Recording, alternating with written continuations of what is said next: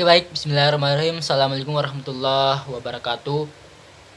Baik, perkenalkan saya Muhammad Fatur Rahman akan menyampaikan sebuah kisah di mana kisahnya itu yang berjudul Si Kelinci Pembohong.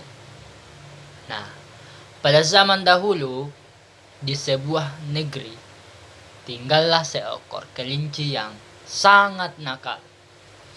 Dia sering berbuat ulah sehingga tak ada yang mau berteman dengannya.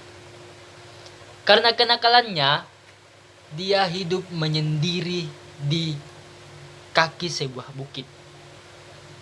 Penduduk di negeri itu sebenarnya sangat ramah dan suka membantu. Mereka juga sebenarnya kasihan pada si kelinci tersebut.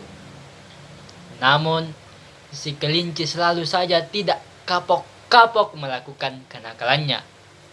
Sehingga penduduk di negeri itu kesal terhadap ulah si kelinci.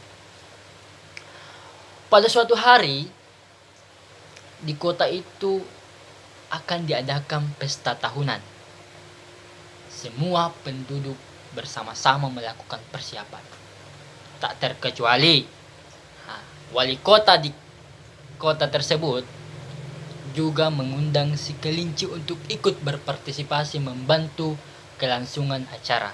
Nah, dengan harapan si kelinci akan sadar bahwa penduduk kota itu juga menyayanginya dan semoga si kelinci ini tidak berbuat nakal lagi. Para penduduk di kota itu ingin si kelinci mengetahui tentang tanggung jawab. Oleh karena itu, si kelinci ditugasi untuk menjaga kue di persiapan hidangan pesta.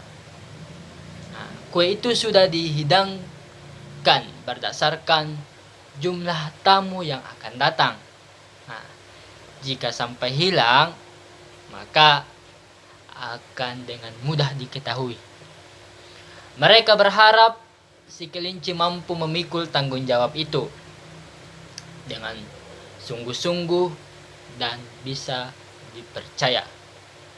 Si kelinci pun terlihat sangat senang mendapat tugas itu. Namun ternyata kelinci yang nakal itu memiliki maksud yang lain. Dia berniat mencuri kue itu untuk dirinya sendiri.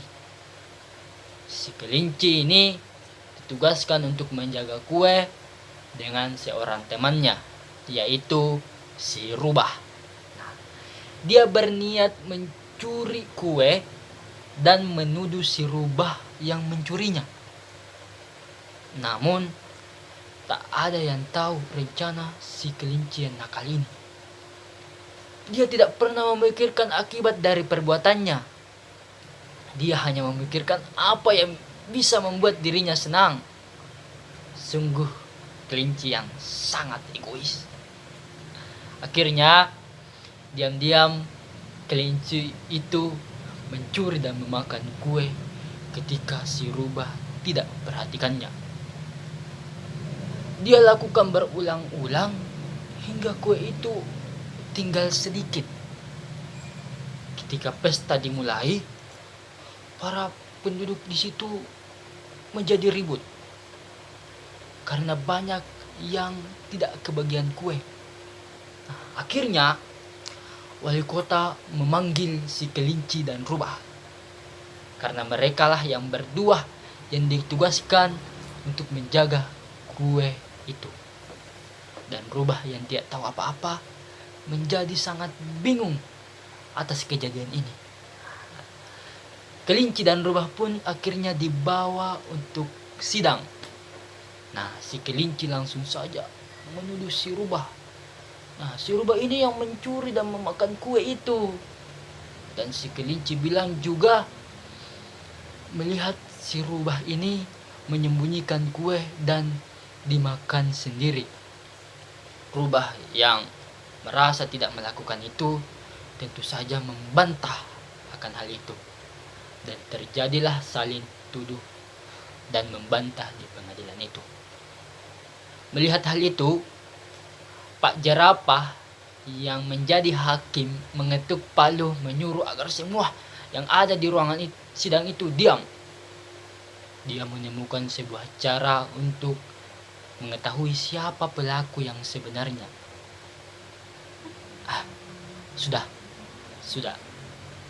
Tidak masalah siapa dari kalian yang mencuri kue itu. Tapi perlu kalian ketahui bahwa kue itu adalah kue karnaval. Kue khusus yang dibuat hanya setahun sekali. Dan setiap orang hanya boleh memakan satu saja kue. Tahu alasannya kenapa? Karena itu adalah kue ajaib. Jika kalian terlalu banyak memakan kue itu, maka bulu-bulu kalian akan rontok dan tidak bisa tumbuh lagi. Dan untuk mencegah hal itu, kalian harus meminum obat yang ada di botol ini, kata si Pak Jerapah, pemimpin sidang pada waktu itu. Mendengar hal itu, wajah kelinci menjadi pucat. Dia tidak bisa membayangkan bagaimana jika dia tak lagi memiliki bulu. Namun, dia tak bisa berbuat banyak. Jika dia mengambil obat itu, maka dia akan ketahuan. Maka dia berniat untuk mencuri obat itu dengan diam-diam. Karena pelaku belum ditetapkan pada sidang itu, akhirnya sidang itu ditunda hingga besok pagi.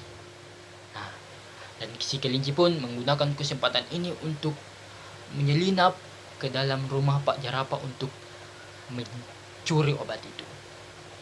Ketika dia masuk, si kelinci sangat senang karena obat itu ditaruh di meja tamu tanpa ada yang menjaga ataupun disembunyikan. Dia bisa dengan mudah mengambil obat itu. Agar tidak mencurigakan, dia meminum obat itu sedikit, lalu dikembalikan lagi ke tempatnya.